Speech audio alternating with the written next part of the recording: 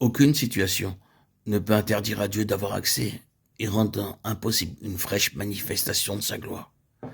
C'est une chose qui paraît incroyable quand vous considérez les circonstances et le manque de ressources pour répondre aux besoins en ce temps-là. C'était sans espoir. D'ailleurs, cela avait brisé le cœur de Jérémie et Dieu, dans sa colère, avait détruit Jérusalem et déporté son peuple loin. Que pouvons-nous espérer dans une telle situation?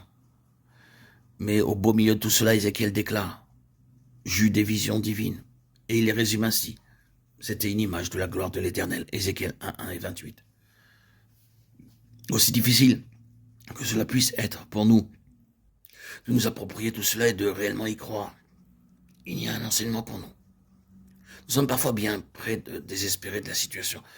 Permettons-nous donc que ce soit pour nous comme un message du Seigneur dans nos propres vies ou dans le lieu où nous sommes. Il y a parfois de telles difficultés que nous sommes prêts de nous résigner, de désespérer, de nous décourager. Ézéchiel aurait bien pu avoir cette attitude. Il avait certainement beaucoup plus de raisons de le faire que nous en avons. Mais au cœur de tout cela, c'était une image de la gloire de l'Éternel et les cieux étaient ouverts. Ézéchiel 1, 1, 28. Nous avons déjà beaucoup parlé des cieux ouverts. Tout ce que nous dirons pour le moment, c'est que quand les grands cieux sont ouverts, c'est une chose très encourageante. Et cela, malgré les situations. Vous pouvez avoir des temps difficiles dans votre lieu avec le peuple du Seigneur. Peut-être que vous avez des personnes difficiles. Bien, Ézéchiel avait aussi des personnes difficiles. Vous pouvez avoir beaucoup de sujets de découragement. Il peut même y avoir des choses que vous ressentez comme étant mal faites, et ainsi de suite. Et cependant, quand vous vous retrouvez pour l'adoration du Seigneur, il y a un sens merveilleux de l'onction, car alors, vous vous préoccupez seulement du Seigneur. Pendant ce temps-là, en tout cas, vous permettez que le reste soit mis de côté, que le Seigneur devienne votre centre.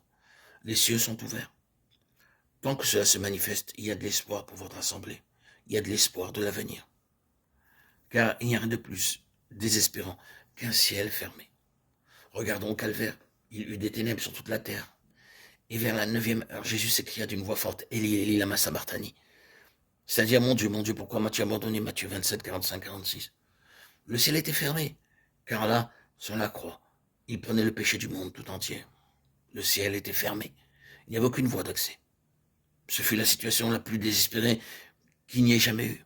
Le désespoir de cette situation l'avait fait mourir. Ce fut le choc final qui causa sa mort.